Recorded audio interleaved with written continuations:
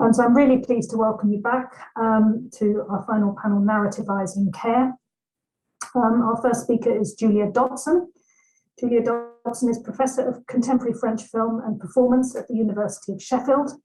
She's published widely on the theatre of Hélène Cixous, the evolution of the figure of the female auteur, the work of Jacques Audiard, first-person documentary, Dominique Cabrera, and Perec.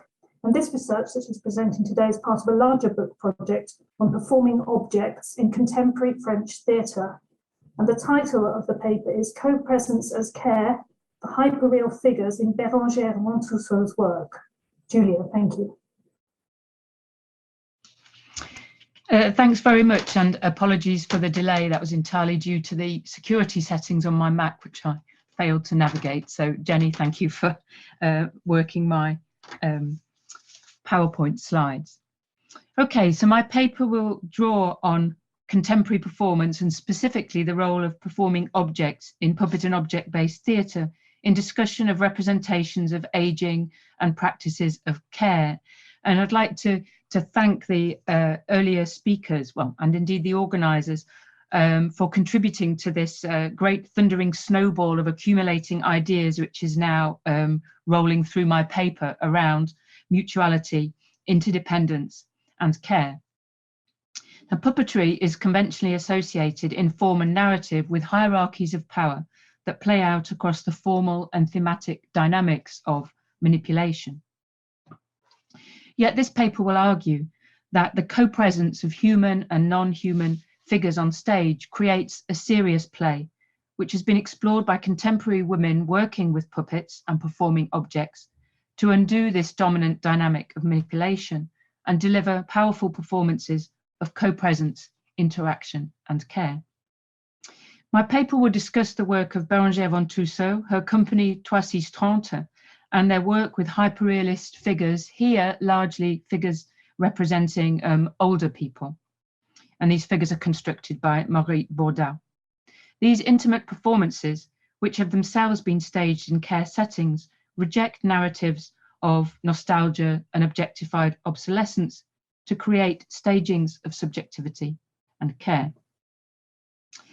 I will look at the embodied relationship between puppeteer and manipulated object, suggesting intimacy, proximity, and tenderness that refuse to perpetuate this hierarchical and rigid dynamic of manipulator and manipulated, or we might think perhaps carer and cared for in a slightly different context.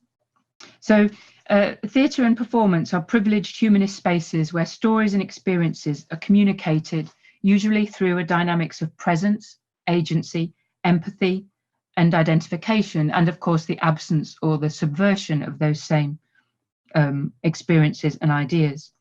The structures and discourses of performance foreground the representational, experiential, and formal investigation of the human body, agency, and subjectivity through our experience of liveness, materiality, agency, and embodiment. So whilst the theatre is conventionally privileged as a space and form in which the human body remains present to an audience and provides identification and catharsis, it also, of course, forms a striking framework through which inherent assumptions can be challenged. And there has been a real resurgence in that work with performing objects in French and in French performance. And as Kathleen Benema suggests, it perhaps is no accident that objects are now appearing everywhere in culture, precisely at a historical juncture where humans seem in danger of losing their specificity as objects. Of course, in broader discussions of non-anthropocentric approaches, non-humans are no longer perceived as passive, inert, marginal, or immaterial to the construction of meaning, political discourse, or conceptions of the social. The performing object, then, in its ambiguous role as material actor and animated object, remains a subversive figure. And this is true across historical periods of different theatrical forms. Lynn Meskel, in her wonderful book, Archaeologies of Materiality, describes our fascination with puppets as their reliance upon human intervention, yet autonomous and discrete physicality. So the uncanny material presence, an example of which you have before you with a practitioner I'm not going to talk about today, but Giselle Vienne's wonderful work with hyperrealist dolls, usually of adolescent figures, a great example of this uncanny material presence, remains central then to contemporary renegotiations of our understanding of otherness, of our relation to the material, and a device through which we explore both our willed humanization of the object and the puppetization of the human. And I think these dynamics have are kind of useful when thinking about care, ideas of passivity, obsolescence, or kind of emptiness as bereft of a life story, or indeed a perception of a heroic future, as someone mentioned earlier. So performing objects with anthropomorphic form are often addressed in terms of concerns, anxieties, and fears created by their unsettling presence. You can see here some of the very distressing living dolls created by Giselle Vienne for her work. Yet I want to explore today the ways in which such figures, and I'll be talking about hyperreal human forms, these performing objects, provide important insight into constructions of agency and our investment in discourses of embodiment that might underpin our thinking about care. So performance features in discourses of care as an engaging and meaningful practice, of course. Participatory and improvisational theatre practices have been shown to intervene radically in practices of care and in representations of ageing. Could note the excellent 2020 edited collection Performing Care, edited by Amanda Stewart Fisher and James Thompson. So the performances I'm going to talk about today are not participatory. They don't engage, for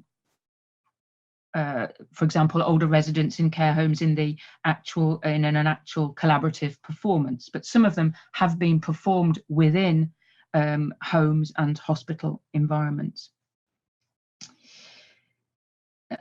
And I should also mention just briefly the use of puppets in therapy and care, including dementia care, and the emerging role of assistive robots in care and hospital settings. Okay, if we could move on to the next slide, please, that would be great. So the examples on screen that you've seen, Giselle Vienne's and this next one by the all-woman company, Plexus Polaire, are all work by women, working across puppetry, dance, sculpture, and performance. I don't, however, want to suggest that there is a broad essential link between care as theme and or care as practice and the work of women in the field, nor that the works discussed here can best be understood through this lens. Okay, if we could move on with the slide again, please. So I want to say a little bit about Bérangere Vantusso's use of the hyperreal, and you can see on the screen an image of the performing objects, or puppets if you like, that figure in one of the works I'm going to talk about today. Here they are lined up at the back of her studio, ready for performance. So the work of Bérangere Vantusso and her company 360 has featured for over a decade and across 7 different productions, hyperreal figures that Vantusso describes not as dolls, figures, or models, but as fausses personnes, false people. These figures, created by Margarita, represent old people. They are 1 meter, 10 centimeters tall. And as this work is permeated with questions of change and transformation, this focus is rendered visible through the outsized, and that's in some other productions, or these undersized scale of the figures, which assert material change and transformation from a normative human size. Indeed, Vantusso does not employ the term hyperreal, choosing instead a more dynamic description of these figures as, and I quote, aiming for an illusion of the real. The intervention of scale is of primary importance to Vantusso's design. She describes it as closely connected with the manufacture of the figures and the care given in creating as lifelike an appearance as possible, but emphatically never with life-size figures, jamais à l'échelle 1. This coexistence of the hyperreal and the intervention in scale allows these productions to sustain the simultaneous presence of reality, a fascination with the representation of the real via the hyperreal, and to unsettle the spectre through changes in scale. Scale also mitigates the uncanny nature of these figures' appearance, which might otherwise overwhelm the spectator with the unease it admittedly creates. Vantusso refers to these relational elements as establishing an illusion oscillatoire, which is very hard to translate, but kind of oscillating illusion, which pulls us in via the hyperreal to identify with the characters and then pushes us out, distancing us via the intervention in their scale. Could I have the next slide, please? Okay, so you've got some of the main figures associated with it, and to that is an adaptation of Maurice Maeterlinck's play, which I'll come back to in a moment. So one of the most important and overlooked questions in performance, and indeed in the broader field of the dramatic, remains that of scale. The assumption of a seamless correlation between the life size and a particular adult human-sized body in terms of scale dominates performance and reception, including, of course, that of normative forms, functions, and mobilities of the adult human body. The performing object, in its infinitely expansive or diminutive materiality, is gloriously untethered from replicating the scale of the human actor, and generates meaning and affective impact through magnification, miniaturization, and play with scale. In both The Blind, Les Aveugles, and L'herbe folle, Wild Grass, which I'll talk about later, the elderly figures are hyperreal in appearance and, as I mentioned, 1 meter 10 centimeters tall, resolutely 2/3 the average size of a human form. The figures recall the manipulated figures in classic bunraku and the formal separation of figure and voice in production. However, neither the techniques nor the stagings of classic bunraku are connected with these performances. Vantusso has indeed described these figures as being halfway between life and death, and the influence of Cantor's models, his attempts to represent death on stage, must also be acknowledged. However, Vantusso asserts that these plays are not about death, but rather a poetic observatory on human nature, in which figures and human actors are implicated through their co-presence and interrelation, in which, for her, and I quote, the human circulates. 12 figures, unnamed and identified only by their relative age and access to sight, sit in a forest. This is Vantusso's adaptation of Maeterlinck's The Blind. Having been accompanied on a walk by a priest who has now collapsed and died right next to them, they are lost, with neither knowledge of what has happened to their companion, nor of the path back to their shared institutional home.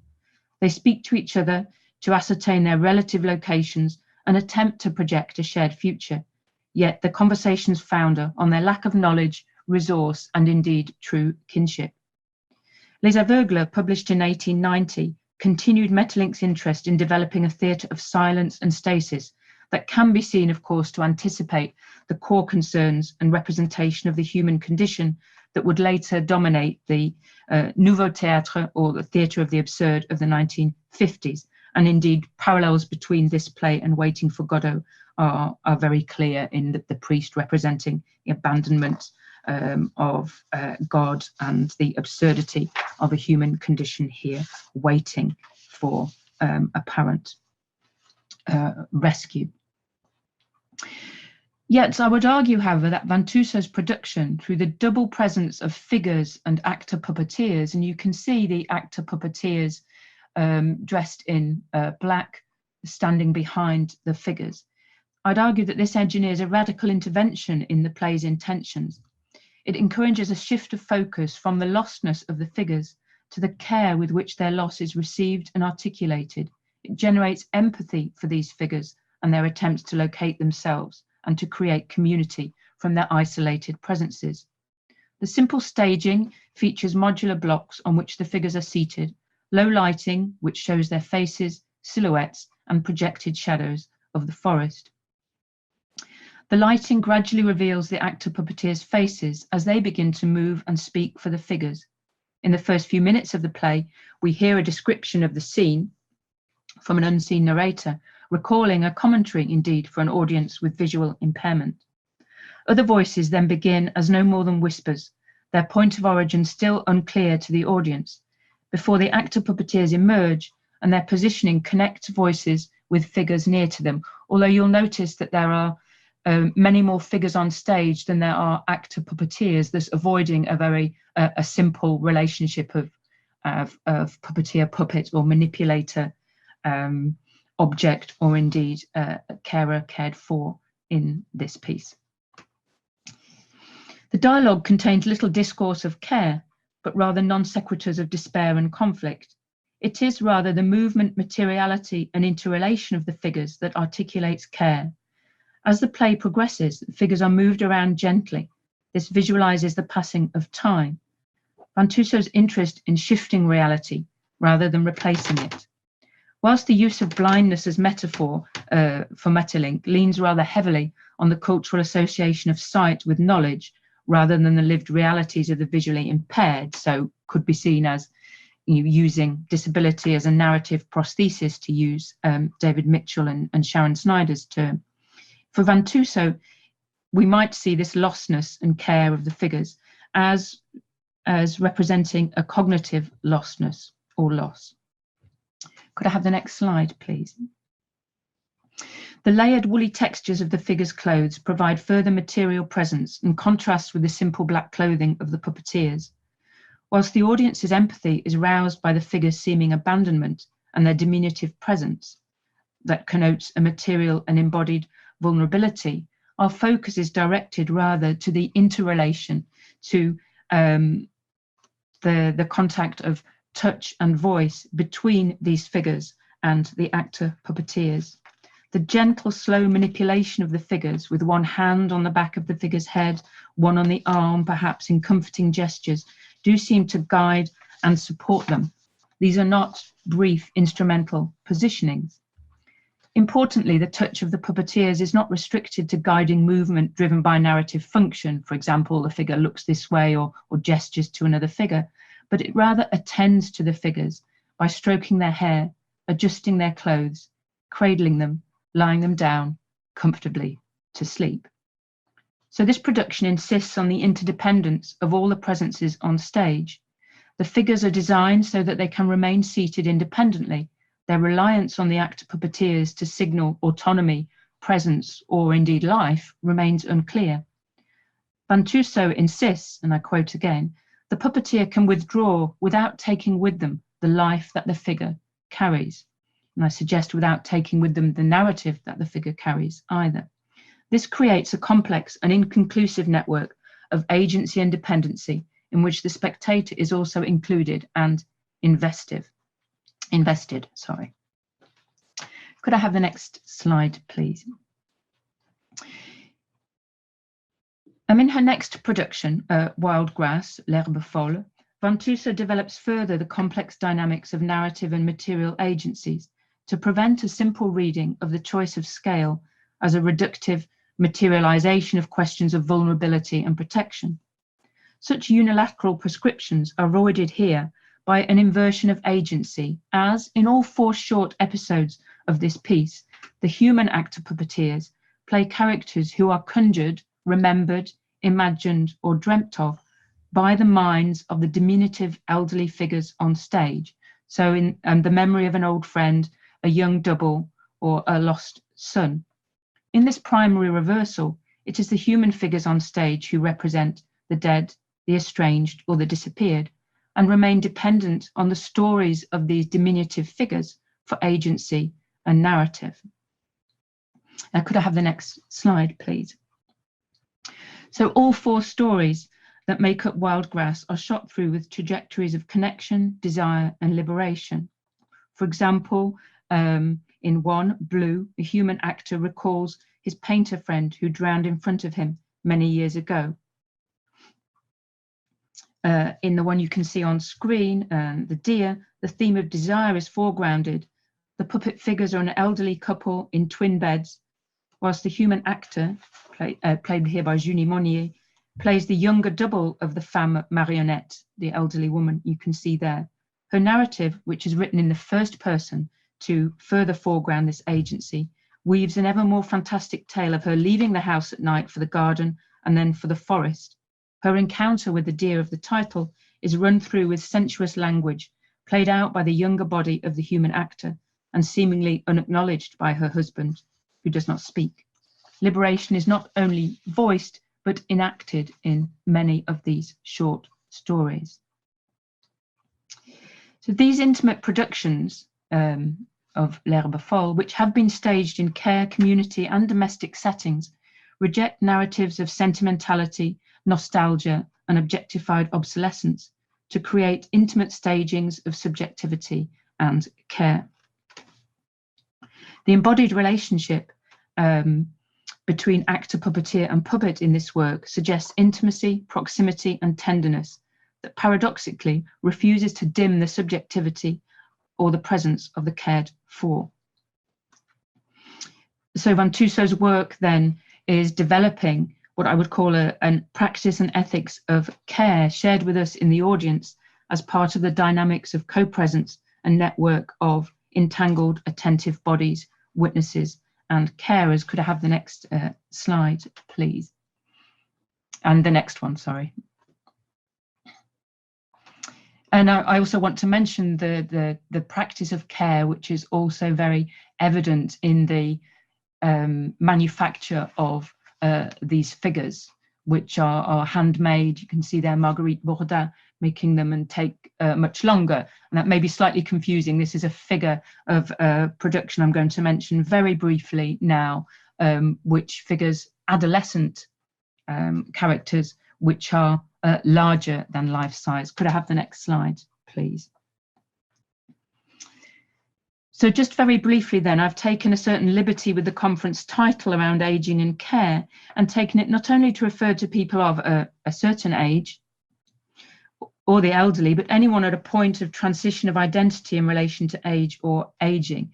And just to point out how Vantusso works with scale in creating these 2-meter, 20-centimeter tall adolescent figures in her play, Violet, and the care that is evident in the play through the very difficult physical manipulation of these figures. It takes 4 or 6 puppet actors on stage to move them. And so this emphatically physical care, which is almost overwhelming, brings home the role of caring in relation to the adolescents. Okay, could I have the next slide, please? And gives another indication of that physicality. And the next slide, please. Okay, so I'm going to conclude now. So I would like to argue that the interventions in scale in Vantusso's hyperreal figures create a material representation of an ethics and practice of care. All of these differently scaled co-presences and the careful interactions are in terms of glances, touch and movement between the performing figures and the actor puppeteers both decenter and reinforce the human and what we might consider as a life size or indeed of carrying life. In his great chapter in the volume Performing Care on an aesthetics of care, James Thompson asserts that care ethics draws attention to our reciprocal relations with others or reliance on others as a source of ethical inquiry that may broaden into concepts of justice which extend beyond the interpersonal. I'm arguing here in my play of words in this final slide, which works much better in French than in English, that these puppet-like objects or objets marionnettiques might be reconfigured as possible carriers of an ethics of care, which might be a marionnettique or less successfully a puppet ethics, which articulate co-presence, care and distributed agency in their presences on stage. Thank you. Thank you so much. That was a really fascinating and original piece of research that you presented there. So I'm sure that there'll be a lot of discussion stimulated by it. We leave questions until the end of the panel, those of you who weren't here earlier in the day. So I'm going to move now to our next speaker, Margarita Saona. She's Professor of Literature and Cultural Studies at the University of Illinois at Chicago. She's the author of Memory Matters in Transitional Peru and of Novelas Familiares. Her new study of masculinity in Peruvian literature and culture will appear later this year.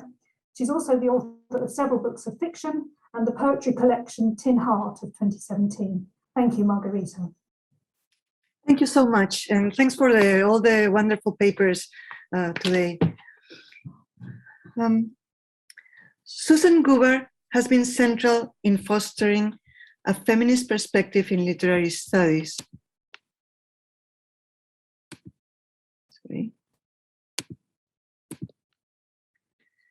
The books she wrote with Sandra Gilbert over 40 years ago, The Mad Woman in the Attic, is still a cornerstone in feminist criticism, even as the views on gender have evolved dramatically since its publication in 1979.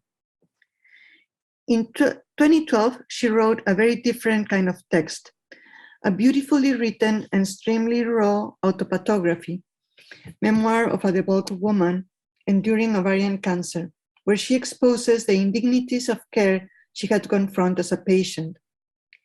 Having discovered the power of writing about the self, in 2019, she published Late Life Love, in which she explores the relationship with her husband, several years her elder, as they both navigate a series of health challenges. Dealing with their own frailty, Goober and her husband become both givers and receivers of care. On her part, writer Elizabeth Marshall Thomas, after half a century writing fiction and nonfiction about the natural world, and around her 88th birthday, published a memoir entitled Growing Old, Notes on Aging with Something Like Grace, where she reflects on the meaning of aging, confronting death, the declining body, the challenges for the mind, and the discomfort aging produces for those who don't want to be quite there. The project examines the complex practice of giving an account of oneself, considering Judith Butler's problematization of the ethical responsibilities involved in speaking from one's identity, position, and Leonard Arfuch's exploration of the limits of memory and autobiography. At the same time, following Javi Carrel's theory of the importance of first-person narration for the phenomenology of illness, I will argue that these memoirs reveal aspects of the ill and aging body in unprecedented ways, opening the door to an often silenced position of enunciation, the one occupied by the old woman. Memoir and Phenomenology. The memoir genre can be seen with skepticism. Critics of first-person non-fictional narration point out the deceit implied in the apparent immediacy between text and experience. Philippe Legeune's famous autobiographical pact establishes that we not only need the coincidence of the name of the author, narrator, and protagonist, but also an implicit agreement between author and reader that the first is doing a genuine effort to present her life in an honest way, and the second will understand it as such. However, Judith Butler calls into question the possibility of genuine accounting for oneself. If I try to give an account of myself, if I try to make myself recognizable and understandable, then I might begin with a narrative account of my life. But this narrative will be disoriented by what is not mine or not mine alone. And I will, to some degree, have to make myself substitutable in order to make myself recognizable. The narrative authority of the I must give way to the perspective and temporality of a set of norms that contest the singularity of my story. This skepticism is, however, confronted with what Leonard Arfuch calls a proliferation of voices striving to be heard disputing ethical, aesthetic, and political spaces, subverting the imprecise limits of the private and the public, and also making the distinction between center and margin impossible to articulate. In the case of the memoirs of all women I am considering, I see the first-person account as an interpellation in which writers such as Susan Goober and Elizabeth Marshall Thomas are demanding a recognition not only as authoritative voices, but as voices to continue to be authoritative as they age, while acknowledging frailty and vulnerability at the same time. In her book, Phenomenology of Illness, philosopher Hyperreal establishes first-person narration as a legitimate way to access an existential phenomenological method. While she's working with illness and not with aging, her call for the need to understand a phenomenon as lived experience with, I quote, existential, ethical, and sociological dimensions, close quotation, also applies to human aging. We cannot just study it from a scientific, biological, or sociological perspective. While we tend to consider illness as a pathology, something abnormal, we see aging as the necessary price we pay for not dying young. But it shares many of the features Carrel describes for illness. It unsettles and sometimes shatters the most fundamental values and beliefs we hold. It is physically and emotionally draining. It can be physically and psychologically debilitating. It requires serious effort and continuous work to adapt practically to its limitations and to adjust psychologically to the pain, restricted horizons, and frustrations it brings.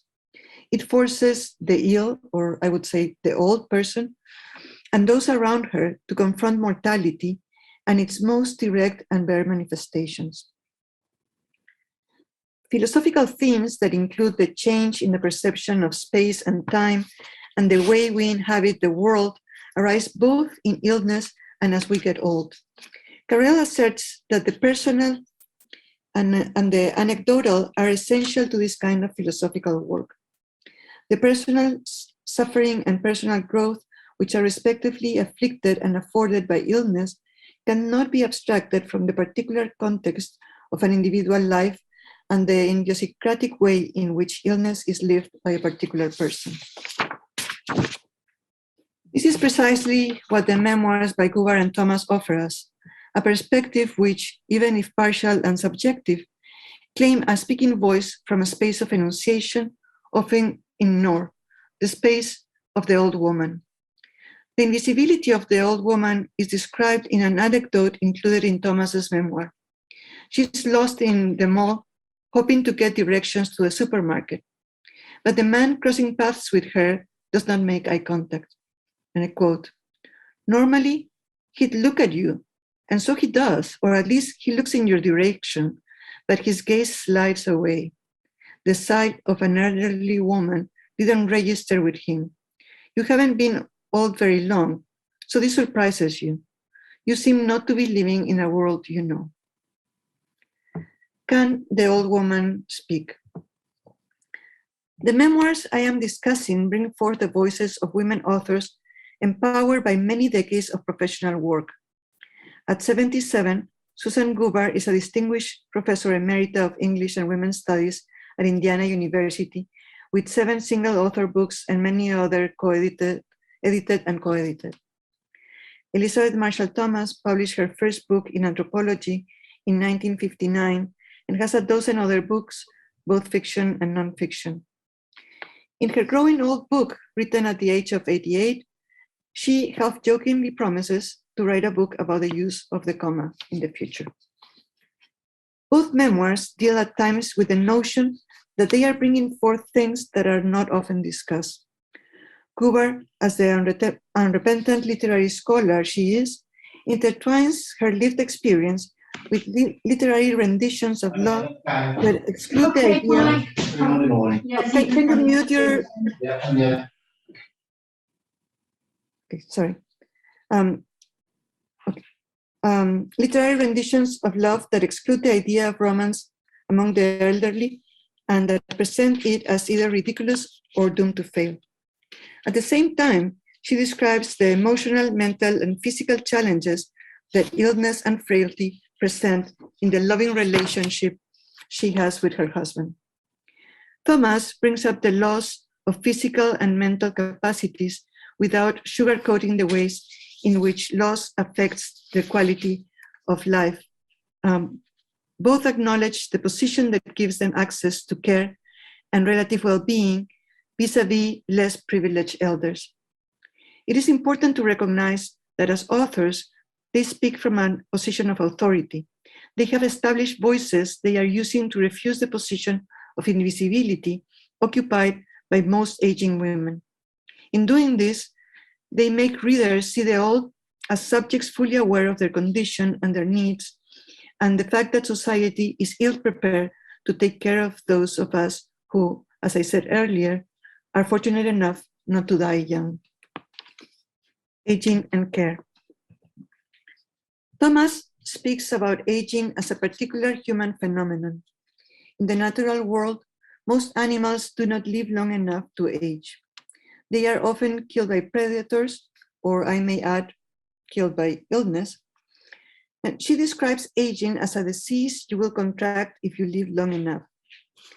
For me, old age as dangerous disease stays somewhere in my brain, a nuisance that began when I was in my late 40s, about to be in my early 50s, which seemed old at the time.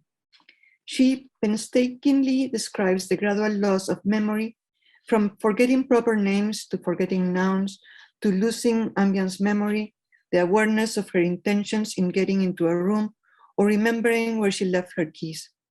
She talks about the fact that once she could lift over 100 pounds, and now she hesitates before lifting 10.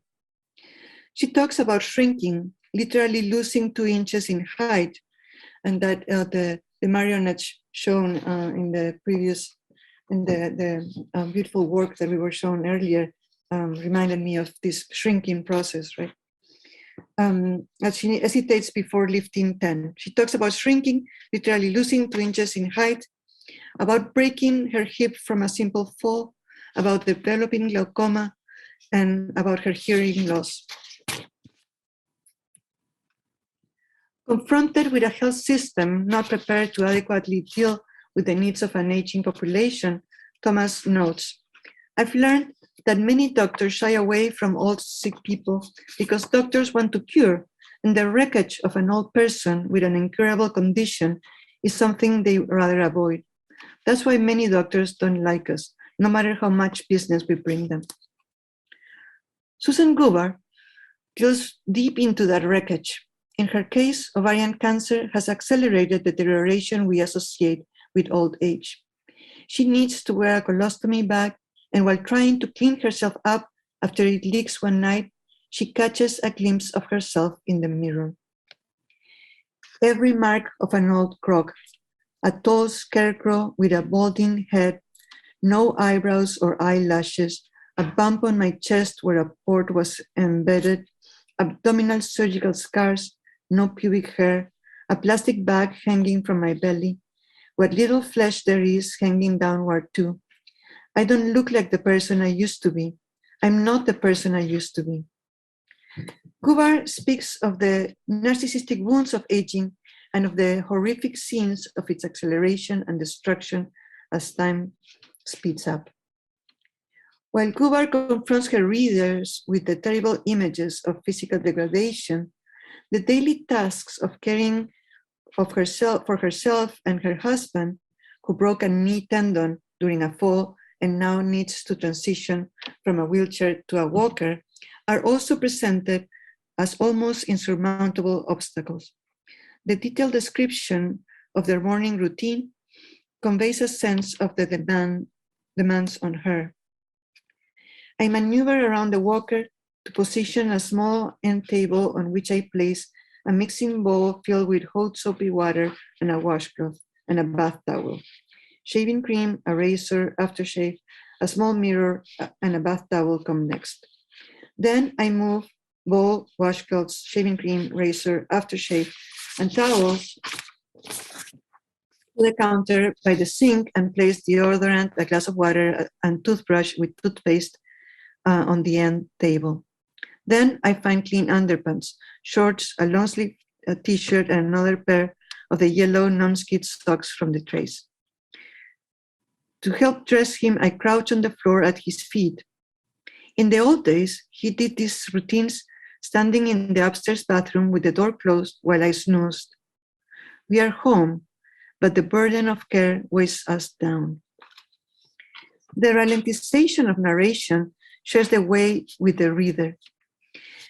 Goober needs to itemize each object, each movement required for things as simple as helping somebody clean himself and get dressed. The same slowing down of regular chores, along with cognitive challenges, are reflected in this passage by Thomas. I used to carry big loads of, what do you call those things? Logs? Sticks? They are pieces of trees I keep in the basement and burn in the above-mentioned wood stove. Now I carry them 2 at a time, which helps with the weight, by which I do at some risk because the staircase to the basement is dark, even with the light on, and the stairs are uneven.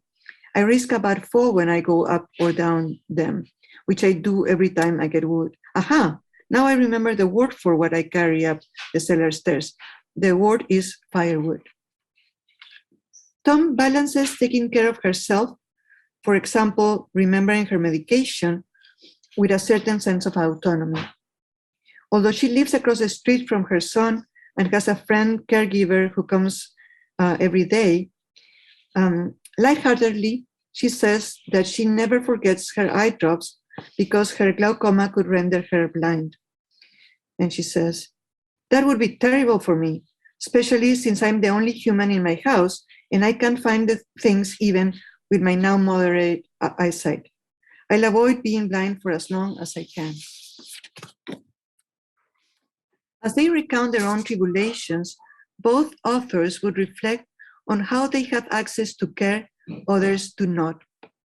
Goober writes, the annual mammogram had infuriated me since the document I signed proved that only well-insured patients would receive the better multidimensional image. Thomas writes several pages on how hearing loss contributes to cognitive decline, isolation, and depression. After insisting in the importance for people to use hearing aids if they need them, her casual tone gives way to a confrontation with the numbers. The ones her audiologist recommended were $3,000 apiece. You pay $6,000 if you want to hear with both ears. Medicare doesn't cover this. And then she goes back to joking. So I decided to stay with what? But she goes out to present real alternatives, her own choice for some aids that costed half what her first audiologist recommended, and also an array of more inexpensive choices for people with less resources than her. These memoirs by women who had already established an authorial voice now offer readers a glimpse into their own experience of aging. As they confront the debilitating effects of bodies that are losing their strength and becoming more and more frail and vulnerable, as they despair about the energy needed even for routine tasks, and as they recognize the new cognitive challenges affecting their minds, these writers are opening a door to live experiences that have either not been represented before or that have appeared as far and non-accessible for others.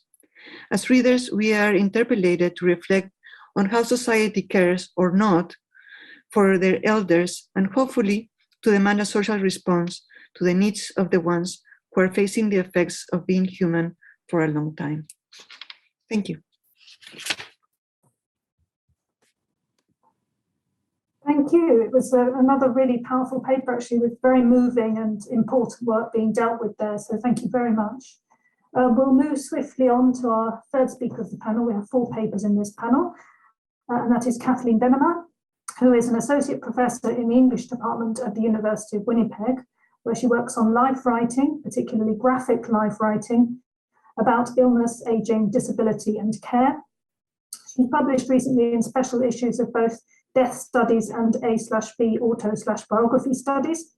Her most recent publication was the chapter at least when this was compiled, Remembering Forgetting, Graphic Lives at the End of the Line, in a volume called Life Writing Outside the Lines, Gender and Genre in the Americas, which came out in 2020. And she has a chapter forthcoming this year in the Bloomsbury Handbook to Aging in Contemporary Literature and Film. Her Alzheimer's matriography, Bird Bent Grass, a memoir in pieces, 2018, was shortlisted for the Alexander Kennedy Ibista Award for Nonfiction. Thank you, Kathleen. Thank you so much, Emily. Can you hear me? Yes. And can you see my slides? Yes. Okay, wonderful. Thank you, especially Emily and Shirley, for organizing this wonderful conference. I'm delighted to be taking part. I'm in Winnipeg, Manitoba in Canada, where it is finally daytime and I'm no longer in my pajamas. I'd like to acknowledge that I live and work on Treaty 1 territory, the traditional and ancestral lands of the Anishinaabe, Cree, Dakota and OG Cree peoples, and the homeland of the Red River Métis Nation. Until recently, using comics form to tell stories of aging might have seemed unlikely, but over the past 10 years and more, an increasing number of writers and artists, most of whom are women, have been writing and drawing stories of care. My paper today proposes that comics, or graphic narratives, are uniquely adept at representing the complexities of aging, caregiving, care receiving, and end of life. Among its many generic features, graphic narrative has the capacity to depict multiple intersecting events, temporalities, and subjectivities. This page, for instance, from Joyce Farmer's special excerpts, offers a snapshot of a daughter's caregiving work for her stepmother and simultaneously visualizes intergenerational memory work, a condensed history of the stepmother's early years, and a glimpse into the two women's relationship as stepmother and stepdaughter. You can see here how the page's top half is designed as 4 equally weighted memory panels, which emanate from Rachel at the center, who is about 82 years old at this point. Each memory panel sketches important details about Rachel: her learned frugality and her sewing skills, her youthful exuberance, the range of work she undertook, and her resilience. The second half of the page is divided more conventionally into 4 consecutive comics panels, which we read as the now of the story, in which Rachel and her stepdaughter Laura reminisce and retell a shared joke while Laura does Rachel's nails. This capacity of comics to simultaneously depict layers of information and meaning combines crucially with the genre's insistence on visualizing bodies, something we have already seen in just these few instances. Here is Rachel as a young woman during the Depression, walking to work to save bus fare. Here she is as a young woman doing aircraft maintenance. Here we see Rachel in her 80s and Laura in her 50s, embracing as they reminisce. And here they are about 2 years later, when greater levels of care are required. This latter instance exemplifies too how comics focus on bodies allows us to read those bodies as they touch other bodies and as they change over time. The combination of these generic capacities means, as I propose here, that graphic form is uniquely able to represent both the cognitive, psychological, and emotional work of assessing what a life has been and what a life has meant, and selves in myriad shifting relationships, especially relationships of caregiving and care receiving. In addition to Joyce Farmer's special exits, a graphic memoir, which has supplied my examples so far, I will look briefly at Roz Chast's award-winning bestseller, Can't We Talk About Something More Pleasant? Sarah Levitt's Tangles, a story about Alzheimer's, My Mother and Me, and Dana Walrath's Alzheimer's, Alzheimer's Through the Looking Glass. These 4 texts are different in multiple crucial ways, but they are all graphic memoirs and have been written and drawn by caregivers. For this reason,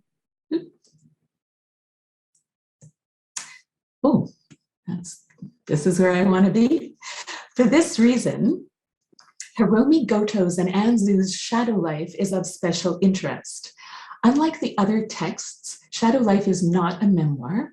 It is a fictional story published just last year about a 76-year-old woman who launches the narrative by escaping from an assisted living facility, who battles death in a variety of guises, and who ultimately defines for herself, what counts as care.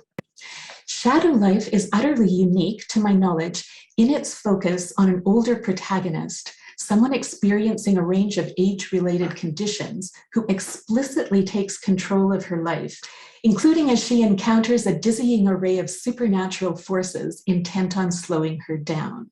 Before I begin, I'd like to note that with one exception, my knowledge of the field extends only to English language long-form comics. In addition to the texts I will discuss, I've worked with 2 additional caregiving memoirs by women, 2 English language caregiving memoirs by men, and I know of 1 Japanese caregiving memoir by a man. I'm also familiar with Paco Roca's Wrinkles, a fictional graphic narrative of aging and caregiving by a man, originally published in Spanish and translated into English. I will be grateful to be directed to any additional texts. One other quick note, I will refer throughout to writers and artists by their surnames, and I will refer to the characters in their texts by their characters' names, as I did just now with Rachel and Laura from Special Exits. Of the 4 caregiver memoirs, Dana Walrath's Alzheimer's is most explicitly about caregiving, specifically best caregiving practices for people with Alzheimer's. Walrath clarifies from the outset that her decision to bring her 74-year-old mother from New York to care for her in her home in Vermont was the expression of her own wish to redo the past, to create a bond with her mother in the face of dementia's losses. Walrath's account is striking for its frank acknowledgement of frictions between herself and her mother, Alice. I was the daughter who got on her nerves, she writes, and adds, the feeling was mutual. Alzheimer's is also striking for the wisdom that Walrath brings to the work of caring for her mother and for healing their relationship. With very few exceptions, the 70-page text features double-page spreads like this one, each of which combines images on the left-hand side with textual vignettes on the right-hand side. Sorry. The left side images are almost all photographs of the author's collages, which she has made by cutting up a copy of Alice in Wonderland. Walrath rarely depicts herself with her mother, but the textual vignettes clarify the extent to which care for her mother,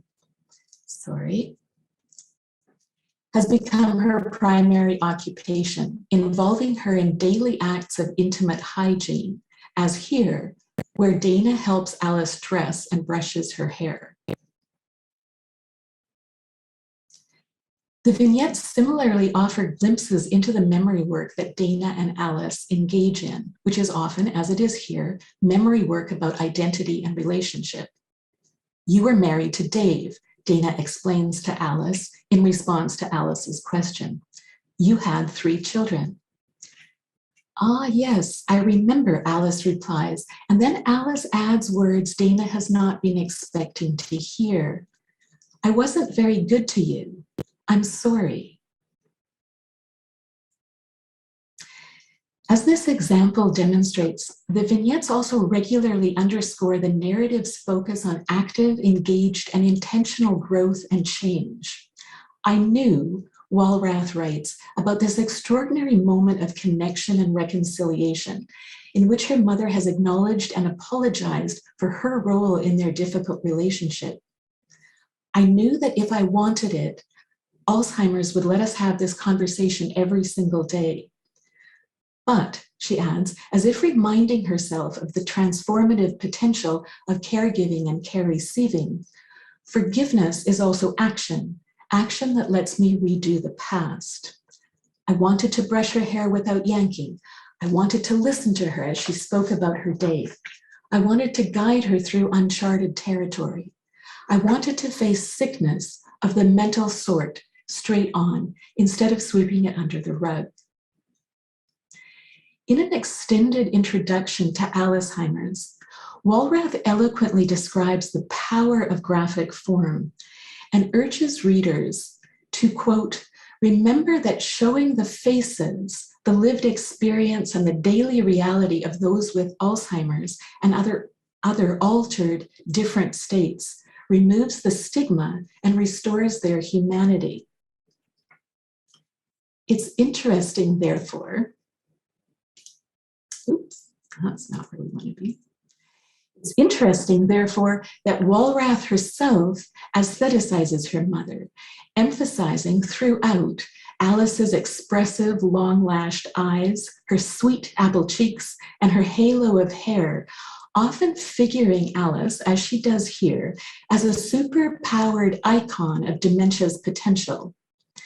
In that respect, and several others, Sarah Levitt's Tangles offers crucial contrasts. Like Alzheimer's, Tangles recounts the work of caregiving for a mother diagnosed with Alzheimer's. But unlike Walrath or the other memoirists I consider here, Levitt is drawing and writing about the mother she has loved deeply all of her life.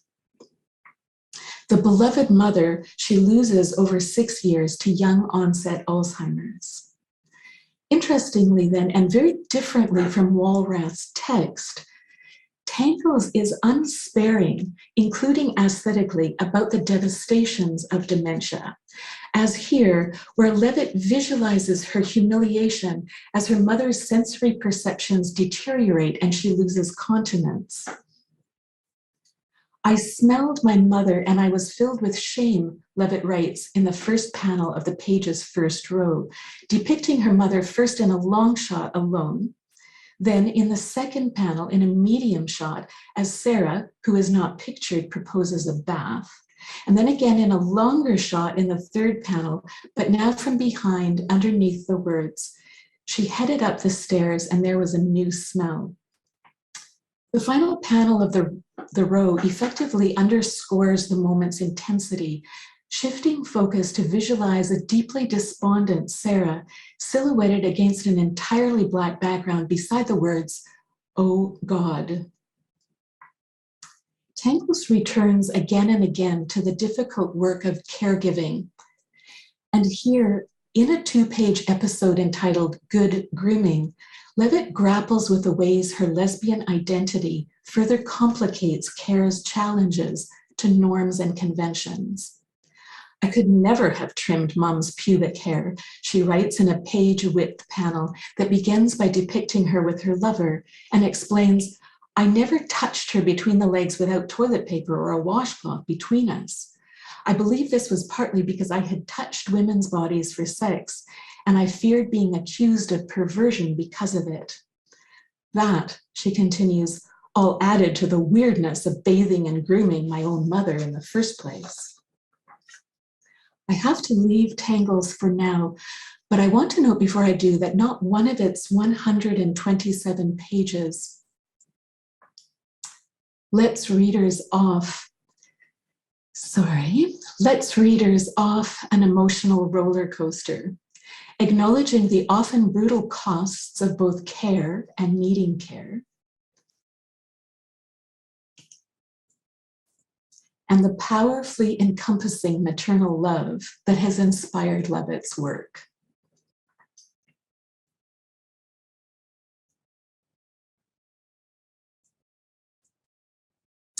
Roz Chast's Can't We Talk About Something More Pleasant is even more focused than Tangles on the dark side of providing care. But diametrically unlike Levitt, who is losing a deeply beloved mother, Chast tells a story about having to care for parents with whom she has had a tumultuous relationship all her life. Chast was already an award-winning New Yorker cartoonist when she published Can't We Talk?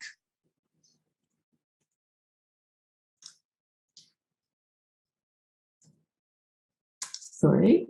And of all the memoirs I consider today, Chast's is almost certainly the best known, a New York Times bestseller and the recipient of numerous awards.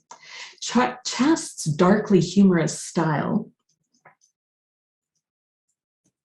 her ready self-deprecation, her unabashed visual denigration of the elderly generally, and her parents in particular, and her frank accounts of the staggering work and costs of care clearly resonate with thousands of readers. Here, for instance, Chast pictures herself doing the math to determine whether and for how long her parents' meager savings will cover both the assisted living facility where they now reside and the extra nursing help her father suddenly requires.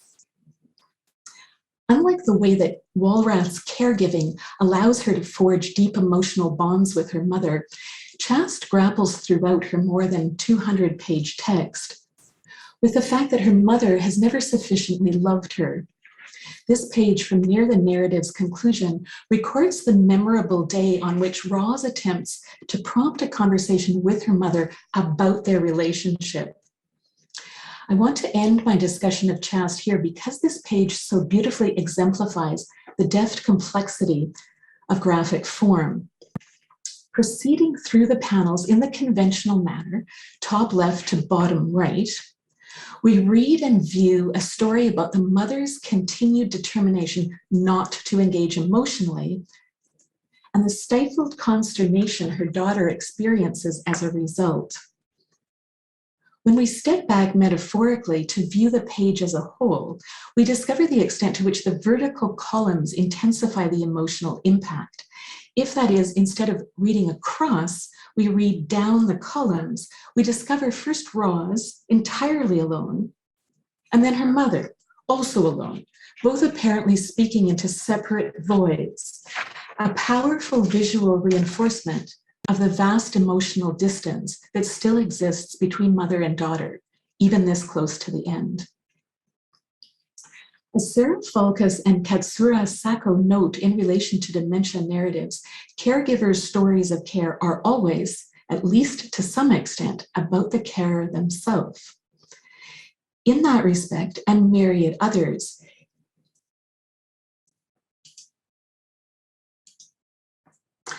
Hiromi Goto's and Anzu's Shadow Life offers rousing alternatives, this is where we want to be, offers rousing alternatives to how aging might be envisioned, represented, and visualized, and invites us to remember that care is a multi-vectored thing.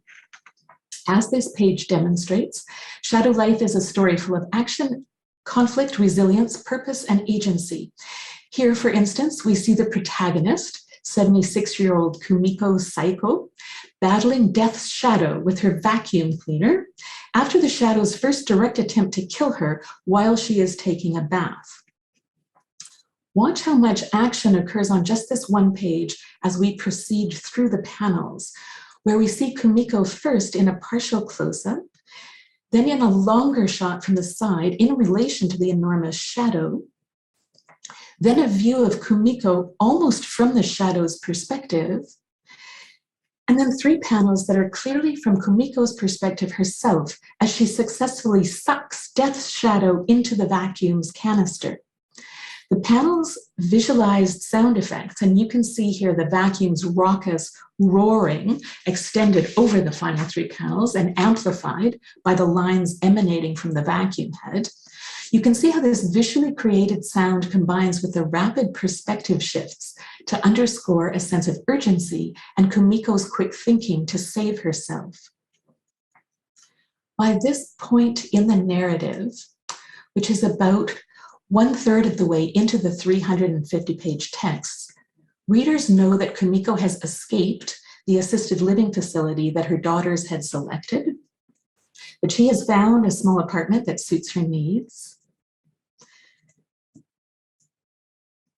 that she deeply prizes her independence, and that she is already engaged in making new friends, including here with her landlords Yusuf and Mark. There's not time to do justice to the story, but I want to assure you that it has everything that you might want from a narrative: multiple kinds and levels of conflict, unreliable narration, in part because the protagonist is clearly struggling with at least some age-related memory loss. Also, plenty of adventure, including of the supernatural kind, which of course increases a reader's uncertainty about what is happening and what is hallucinated. There's also a stretch of multiple simultaneous narrative threads near the end that beautifully extend the suspense over whether Kumiko will live or die. Much more extensively than the memoirs do, Shadow Life also uses the capacities of graphic form to create a vivid sense of its protagonist's internal and external worlds, as we see on this page viewed as a whole, which shows Kumiko in conversation with her new friends, in the internal world of her own thoughts, from above and in a long shot as she walks the rainy streets of Vancouver, and regularly, as here, from inside her own perspective on the world around her. Shadow Life has great fun too, framing its aging protagonist as a comic superhero who escapes death's literal clutches by urinating. Oops. Because it turns out incontinence is one of Kumiko's several superpowers.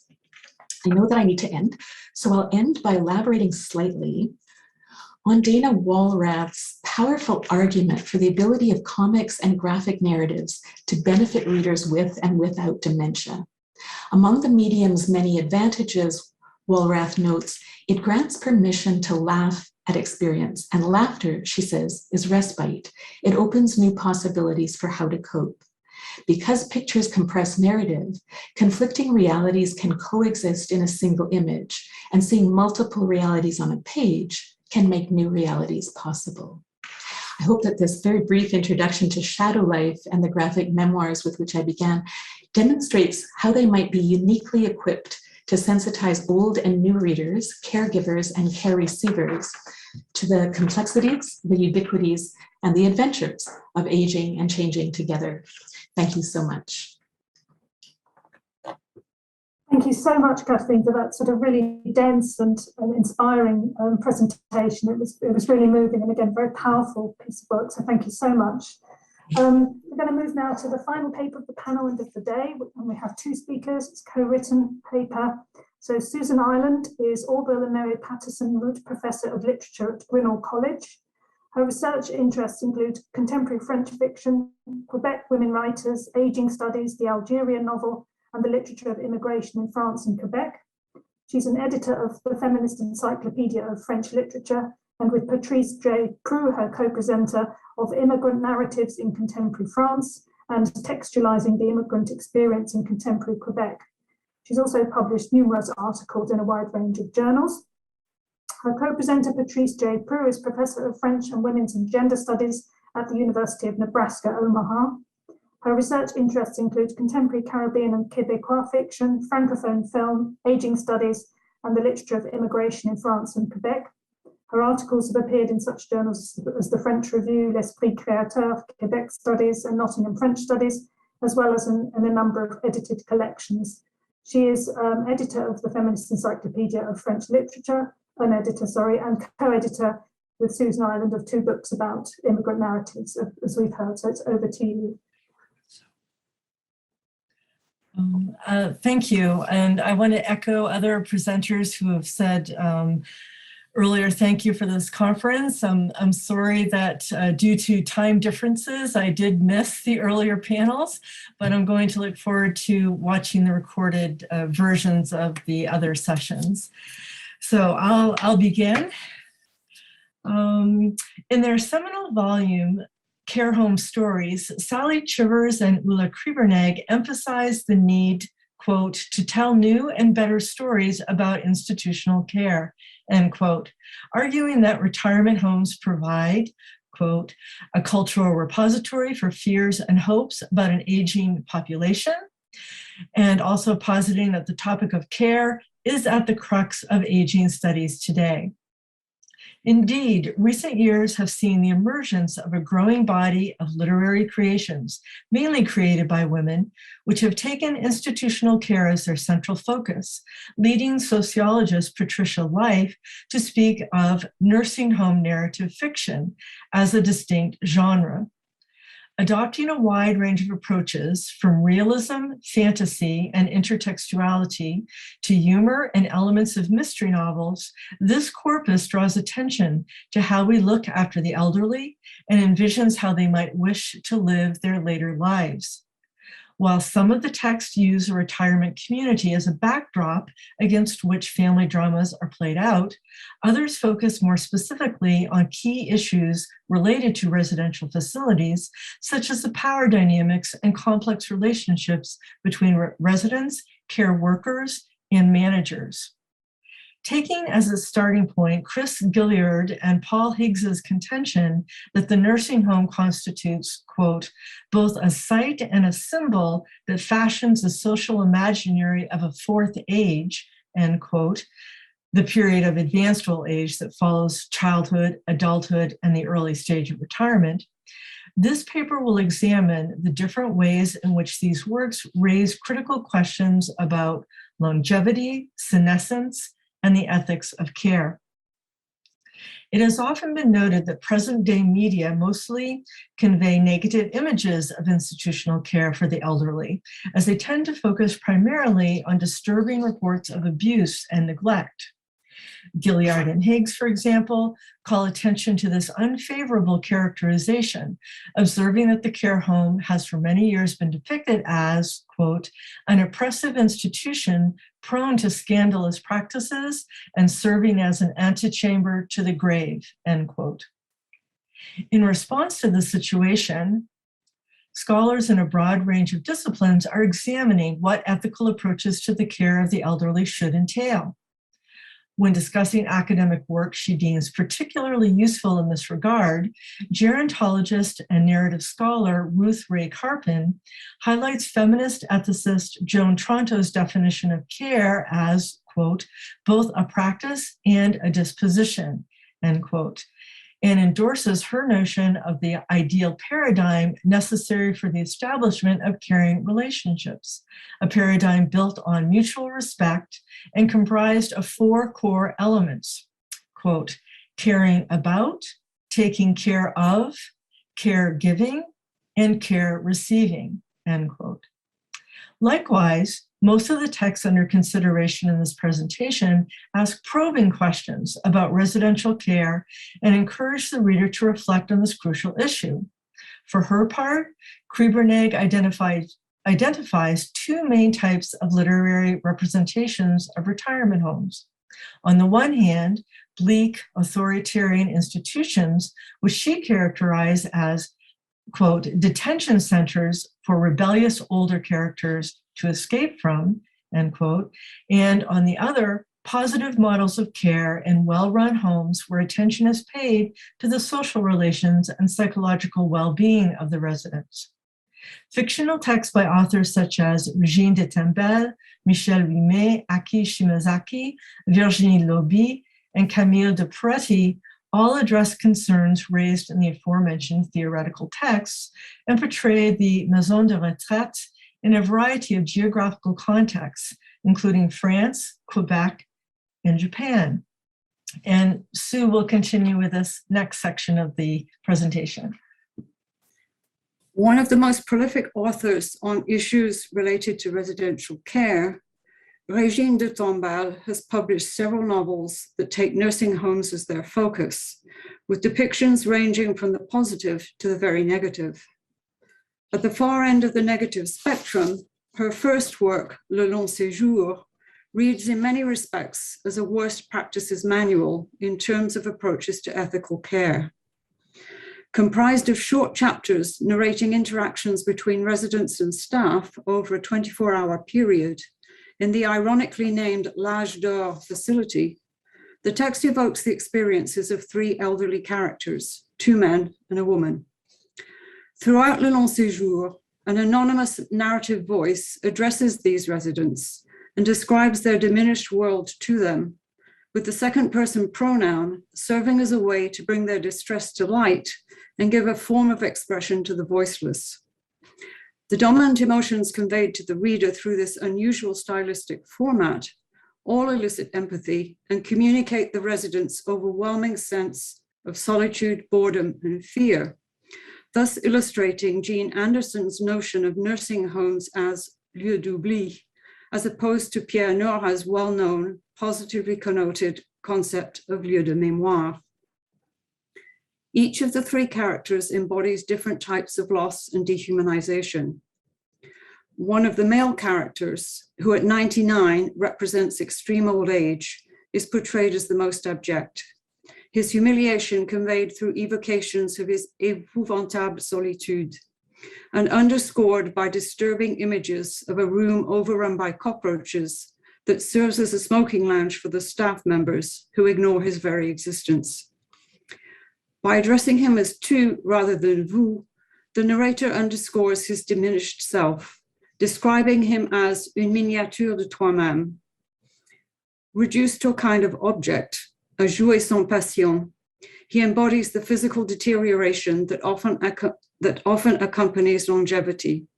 His loss of identity highlighted by the almost identical refrain used in the third and the final chapters.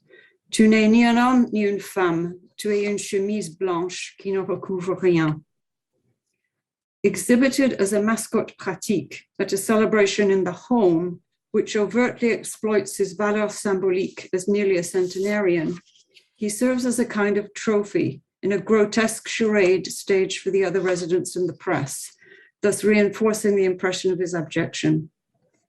The description of the festivities, with their enforced sociability and the enthousiasme artificiel des filles, recalls the simulacre de vie sociale that psychologist Claudine Badi-Rodriguez views as typical of many care homes.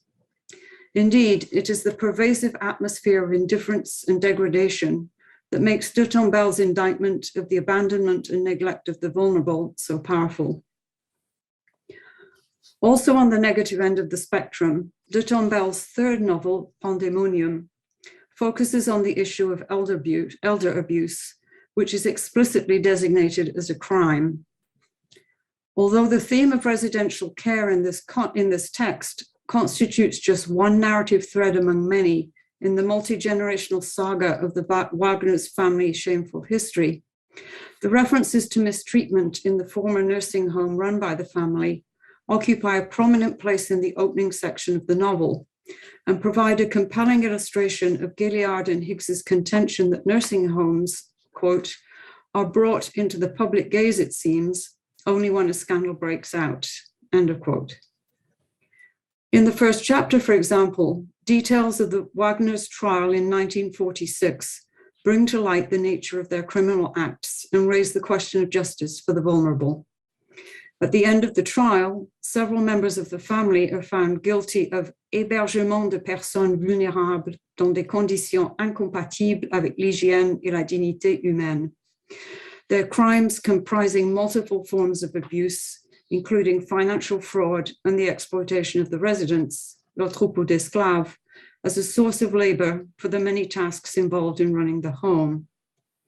Their lack of humanity is further evident in their objectifying view of the elderly, ça n'est pas humain, and in their creation of une sorte d'état infirmier, where the small medical staff further controls the residents through the use of sedatives of various kinds. In addition to evoking specific types of offenses, the narrator's condemnation of the Wagner's highly unethical mistreatment of the residents is also conveyed through the metaphors of hell and the demonic. Indeed, the prosecution's substitution of the name Pandemonium, du nom de la capitale des enfers, for the original name of the facility, the positive sounding La Gloriette, again calls attention to the family's abhorrent behavior and gives the novel its title.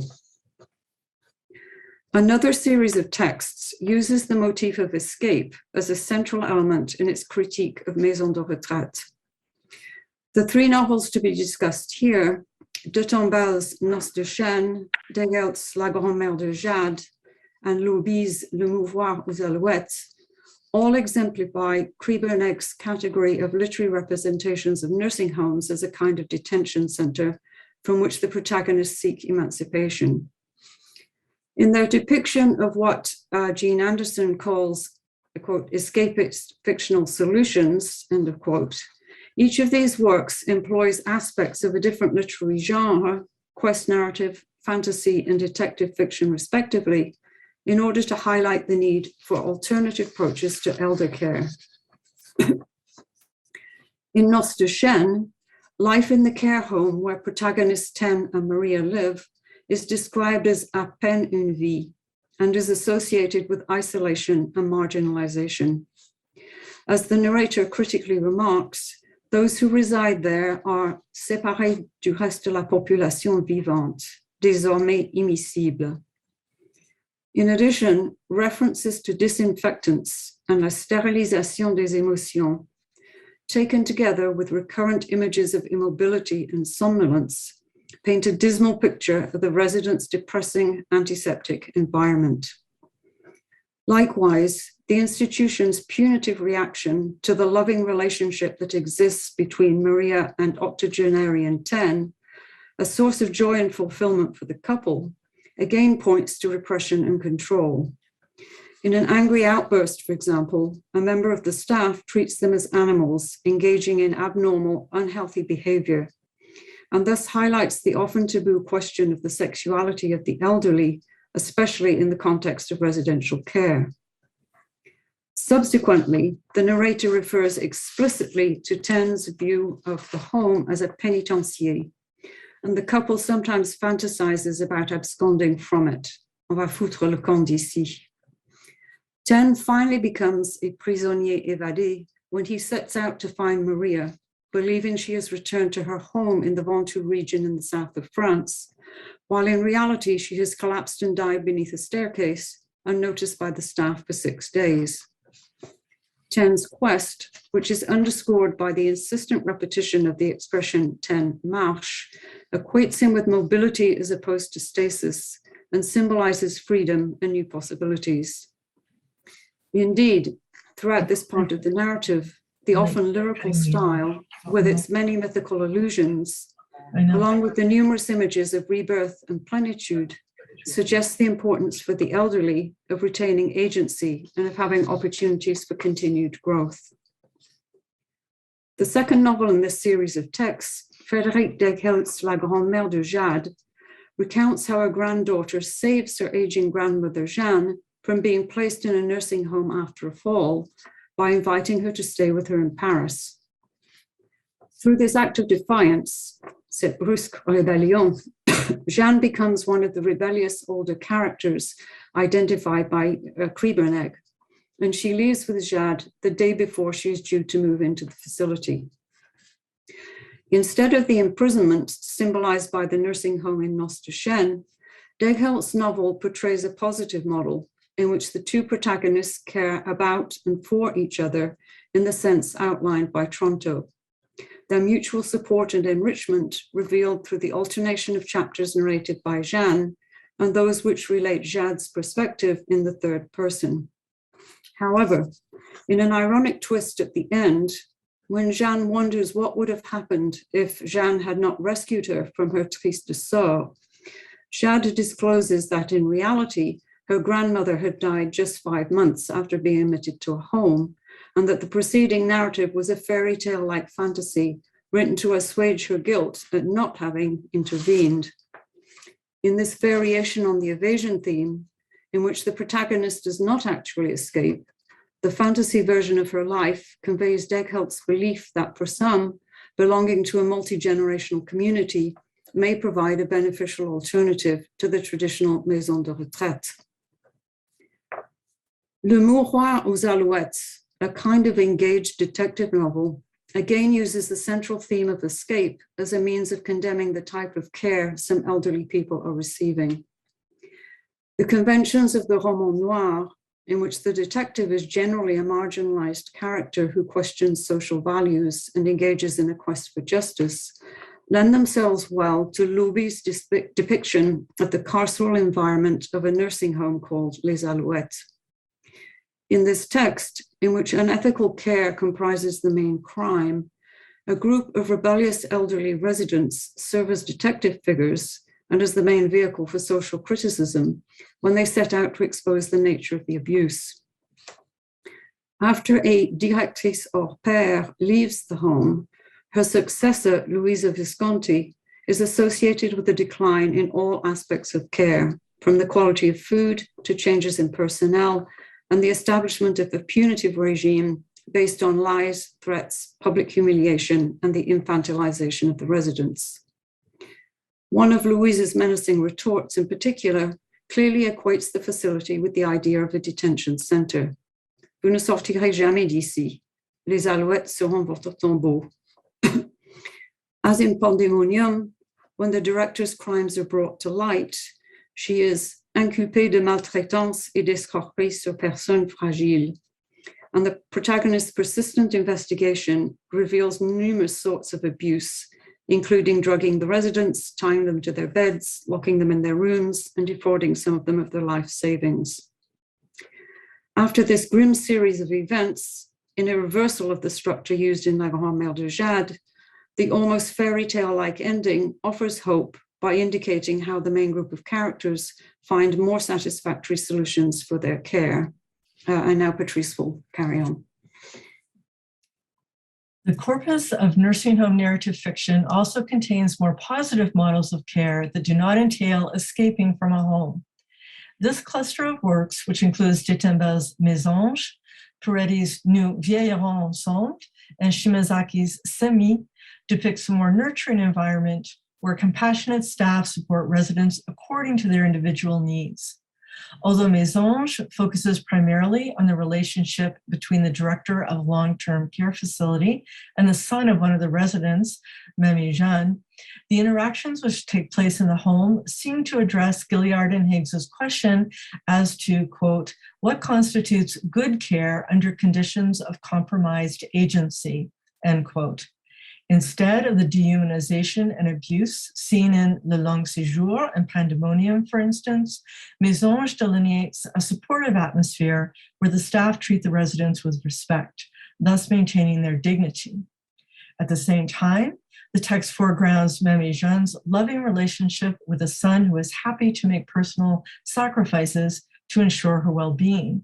And the importance of intergenerational connections is reinforced through the inclusion in the story of the close, mutually beneficial friendship that develops between Mamie Jeanne and the director's troubled adolescent daughter. Designed in part as an homage to Georges Perec, Nous vieillerons ensemble uses a series of Olympian constraints in its portrayal of life on the ground floor of Les Begonias, a retirement home in the Paris suburbs, over a 24-hour period. In addition to the intertextual references to Perec, Peretti's novel provides an interesting comparison with Détimbel's Le Long Séjour, as it also transpires over the course of a single day. Although the ludic tone is much lighter than that found in Détimbel's bleak text, and the humor occasionally verges towards farce or caricature, Nous vieillerons ensemble deals with serious questions and elicits empathy for the protagonist. While the narrator does not gloss over the challenges for both staff and residents of dealing with the realities of aging, such as isolation, physical and mental ailments, and the sadness associated with having infrequent visitors, many aspects of the care provided are portrayed in a positive light. In particular, the staff are depicted in highly favorable terms. Josie, for example, who loves her job as a nurse's aide, demonstrates great patience and affection with the demanding Nini. At the same time, those who live in the facility have the opportunity have the opportunity to interact freely with each other, and in striking contrast to the treatment of Maria and Taine in Noces de Chêne, the relationship that develops between Thérèse Le Duc and Robert Leboeuf is characterized as une promesse de bonheur and is not condemned or discouraged. The residents and the personnel are equally accepting of the fantasies of Monsieur Picard, who suffers from dementia and goes by the name of Capitaine Dreyfus. Like Thérèse and Robert, he is not treated as abnormal or stigmatized in any way.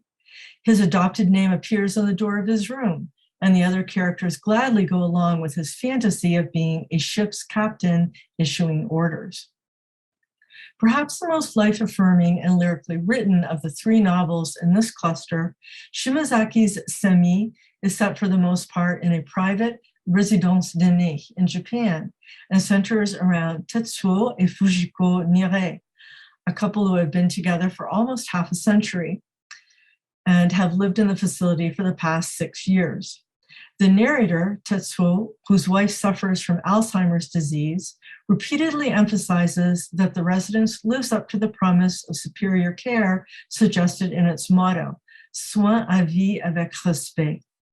Indeed, the staff members receive high praise, with one of the nurses declaring that c'est notre plaisir de veiller à ce que chaque résident se sente bien ici.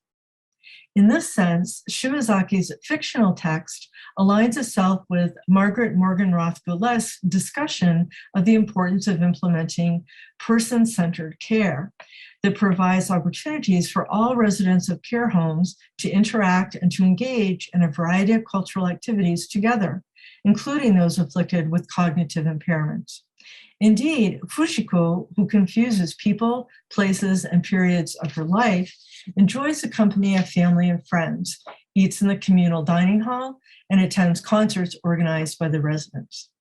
The quality of the person-centered care Fujiko receives is particularly evident when she starts to believe that Tetsuo is her fiancé and that they are still in the courting stage of their relationship. At this point, an empathetic nurse immediately proposes a course of action, a screen dividing their room, which allows Tetsuo to remain with his wife while not causing her emotional distress. Subsequently, as is the case with Capitaine Dreyfus in Peretti's novel, the staff, the residents, and the couple's family all accommodate Fujiko's beliefs and treat her as Tetsuo's fiancée.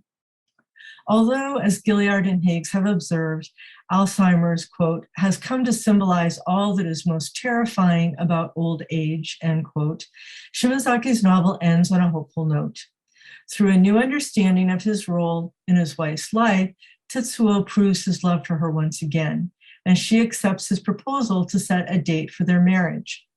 The text thus suggests that, with the appropriate care and a nurturing environment, Alzheimer's patients can continue to enjoy a certain quality of life despite their lack of autonomy. The fictional works discussed in this presentation take their place alongside sociological, biomedical, and economic studies of retirement homes, and thus play a part in stimulating reflection on issues related to later life. Given their strong emphasis on modalities of care and their call for dignity and respect, these engaged narratives constitute powerful examples of what Goulet calls protest literature, and as such, illuminate the significant contributions that literary creations can bring to humanistic gerontology. Thank you. Thank you so much for a very absorbing presentation, a lot of really fascinating text covered again. So thank you so much. I think that's an applause there from Kathleen. So have we got any questions? We've got just under a quarter of an hour. Do remember that if you do have any questions that you don't get to ask now, we've got our session with our collective conclusions coming up at the end of the day. So hopefully you will be able to speak if you wish to. So I think I saw Shirley's hand up, but now it's gone. I think maybe it was applause. It was applause, but if you're inviting me to ask a question, I'm happy to do that. Yes, please, Shirley. Yes. Yeah, I don't want to abuse my position as a chair and organizer, but so just a quick one to Julia. I was incredibly moved by that material, and I mean, there's so extraordinary to think with, those puppets, for all the reasons that you outlined in that brilliant paper. But one of the things I was thinking was just how well they seem to encapsulate that sense of self-alienation, and of not really recognizing the self, and of being diminished, and of being other, that, you know, uncanny sense of not recognizing the self. So all that was fantastic. The idea of fausse personne, it's just great stuff. You mentioned when you were talking about the performance, not just touch, but voice, but you didn't say an awful lot about, you know, verbal interaction, and so I came away feeling a really strong sense of movement and touch and so on. But what's the verbal dimension of these performances?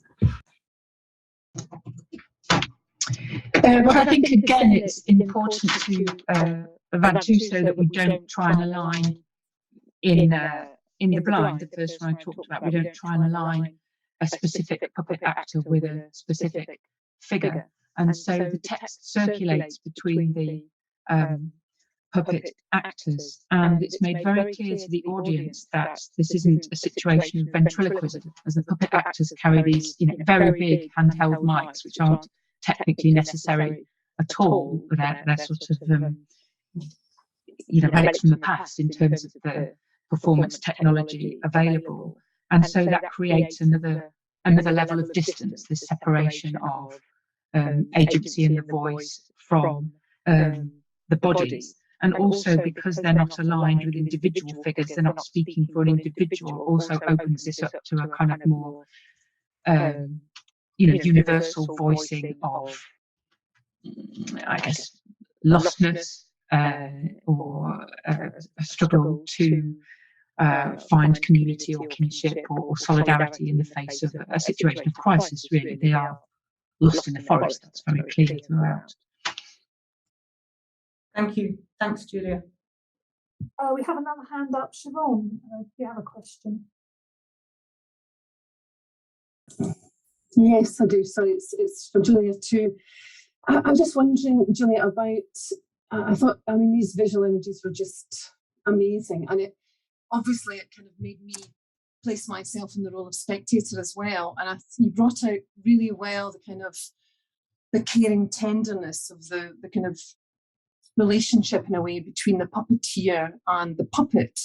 And I just wondered if you could say something about how you view care in the relationship between the performance and the spectator. So going from a kind of more micro level, if you will, to a kind of macro level where, because it also made me think if this was shown in care homes, I just wondered, I suppose, if you knew anything about the kind of reception of these plays by an elderly audience. I mean, what aspects of care, or perhaps, you know, not necessarily positive interpretations, but I suppose just what did spectators get out of seeing this? What did elderly spectators, or what was their relationship to it, if you know anything about that? Yes, thanks. I've just seen the message. I've got quite an echo, but I'd need to go out of Zoom again, I think, to disconnect from the pod. So I'm sorry about that, but I'll carry on. I'm trying to find information about the experience of audiences of performances within the care home settings, because I think that's very interesting as to how different members of the audience perceived or interacted with these figures, and indeed with the puppeteer actors. And I think that's also an element in relation to the first part of your question about the relationship with the audience, because the first one, the production of The Blind, was shown largely in quite standard performance settings. So an audience was not very close to the figures or to the stage. Yet the Wild Grouse, 11 before, Vantusso designated that they were only to be played in intimate spaces, so domestic or non-theatre spaces. And so an audience is extraordinarily close to the performance. So the articulation of touch and the tenderness, the slowness of movement is magnified again by that proximity of the audience. It's almost as if, well, in my experience of those pieces, you really feel you're part of a kind of caring network in attending to the very simple stories and the very slow articulation of care that's central to those pieces. Great, thank you very much. Kate has a question. Thank you. Thanks very much. I mean, thanks to everyone that presented. There seem to be so many points of coincidence between the papers. I mean, between the ones in the panel, but also between all the papers that we've heard today. And there were lots of really interesting points that were connecting with the things that I've been thinking about in relation to this topic.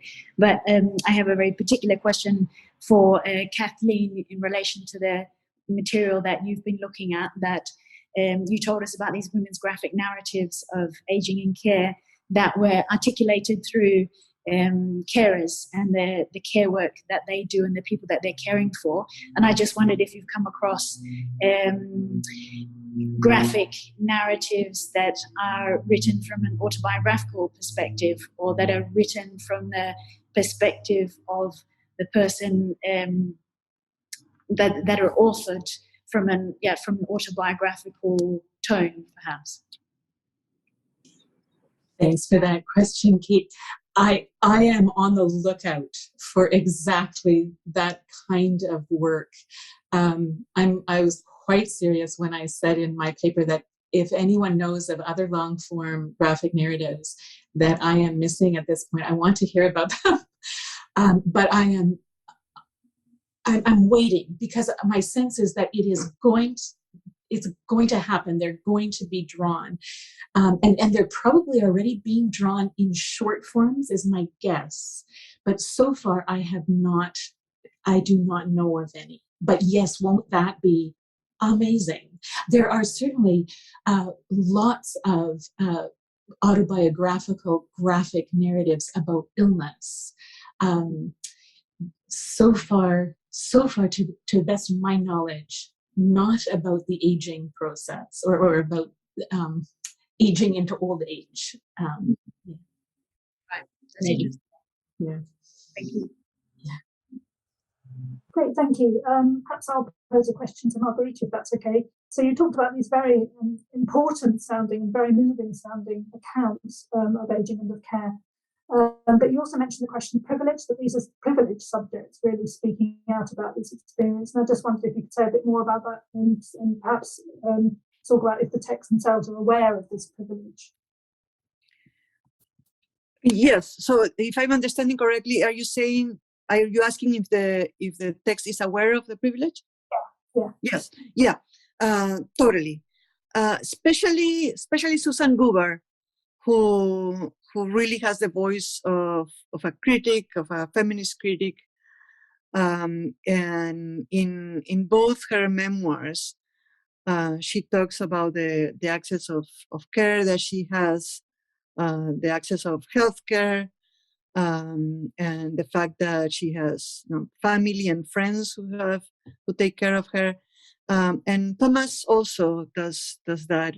Talk about the fact that she has a house, that she has been so far able to keep her house, and people who come and help her, and obviously kind of access, this passage, particularly about the hearing aids, and how scandalous it is that for a person, and because she also delves deeply into the fact that, you just don't listen very well, but all the implications that have for somebody's health, both physical and emotional, right? So yeah, they both are very aware of their privilege and make it explicit in the text. Okay, thank you. Yeah, if I may, I had a question comments for Julia. Like, all the papers were so wonderful. In your paper, this idea of co-presence made me think of Braha Ettinger's theories. I don't know if you're familiar with her. She's a painter and psychoanalyst. She is, I think, French I'm writing her name there, French Israeli. But her theories are very dense, but and she creates so many neologisms that she doesn't really define. So it's kind of hard to understand what she means sometimes, but she uses one that is carriance, and I'm going to write it here too, that she talks about as to care, to carry, and to carry on. And she basically says that we all as humans have been carried, as in the pregnancy of our mothers, and this is kind of an ethical proposition, right? That we are supposed to care, carry, and carry on. She is a descendant of Holocaust survivors, so there's a lot there. But I thought that this notion of carriance for the puppets would be amazing. And like two more things related to that. One is I don't know that it's something that you're interested on or not, but how this uncanniness of the puppet, right, as a non-human, non-person, if you have been tempted at all to think of issues of cyborgs or the post-human. So that is one of the questions. And the other was just a comment on how wonderful this issue of the size of the puppets is, and the fact that the elderly puppets are small and that the adolescents are big. And as a mother of two daughters that are now in their 20s and teacher of sometimes young college students, and having seen, having been in intergenerational communities, this feeling that the adolescent is somehow larger than they are supposed to be, right? So I think that this is so wonderful. Breaking. I don't think we're going to have a chance to answer those questions, those points really, until perhaps the final or collective conclusion. We'll see, Julia, if we can come back to that in that context, because we really do have to move on now. Thank you again to our speakers. It's a wonderful panel.